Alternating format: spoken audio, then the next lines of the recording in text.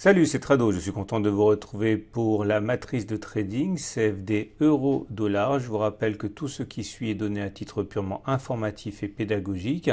Il n'y a pas de conseil en investissement dans ces vidéos. Vous devez vous rapprocher d'un professionnel pour savoir si l'utilisation des CFD à risque limité correspond à votre profil d'investisseur. On va donc ouvrir la plateforme de CMC Markets avec le graphe de l'euro-dollar en données journalières afin de connaître les obstacles qui pourraient se dresser devant les traders, qu'ils tradent à la hausse ou à la baisse. Et comme on peut le voir sur ce graphe, le prochain obstacle à la hausse est cette résistance ici des 1,1105, 1,1085. C'est une zone qui a été support et qui a changé de polarité puisqu'elle a été cassée. On voit d'ailleurs l'effet qu'elle a eu sur les cours lors de la progression il y a 4 séances de cela. C'est la résistance la plus proche et le support le plus immédiat est à 1,1000, 1,0990. Ici, c'est la zone qui a permis à l'euro-dollar de rebondir. Très franchement, chaque fois que cette zone a été sollicitée, et en tout cas depuis le 8 novembre 2019.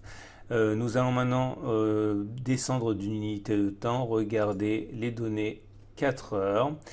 Et nous avons une situation compliquée par le fait que nous n'ayons pas de véritable tendance. Comme vous pouvez le voir, la moyenne mobile à 50 périodes est encore descendante et on est au-dessus.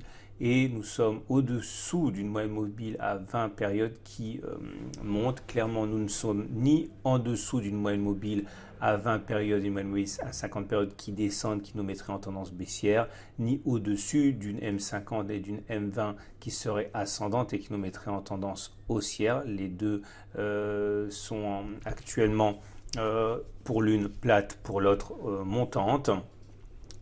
Il faut donc s'attendre à ce que les mouvements soient assez erratiques parce que les traders aiment trader dans le sens de la tendance. En tout cas, ceux qui ont un biais haussier sur l'euro-dollar doivent savoir que c'est au-dessus des 1,1105, 1,1085 que beaucoup de traders décideront de rentrer s'ils ont un signal adéquat puisque ce sera un obstacle franchi. A l'inverse, ceux qui préfèrent attendre un petit peu trouveront sans doute du soutien à l'achat sur les 1,1000, 1,0990 ici, puisqu'on l'a vu, c'est une zone qui a déjà permis au cours de rebondir. A l'inverse, ceux qui veulent plutôt privilégier une spéculation à la baisse attendront soit que l'on revienne sur les 1,1105, 1,1085 avec la présence d'un signal baissier qui pourront éventuellement saisir, soit une clôture en dessous de l'obstacle des 1,1000, 1,0990. Encore une fois, la situation est rendue compliquée par le fait que la tendance n'est pas clairement établie sur cette unité de temps et les choses se décanteront lorsque nous serons au-dessus d'une M20 qui monte, elle-même au-dessus d'une M50 qui monte, ou alors en dessous d'une M20 qui descend, elle-même en dessous d'une M50 qui descend. On va terminer avec le consensus client CMC Markets et ce consensus client CMC, comme vous pouvez le voir, est légèrement acheteur à 61%.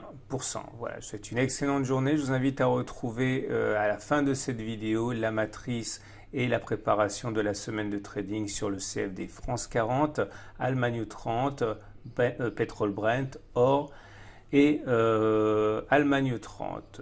Je vous dis à très bientôt pour une autre matrice de trading.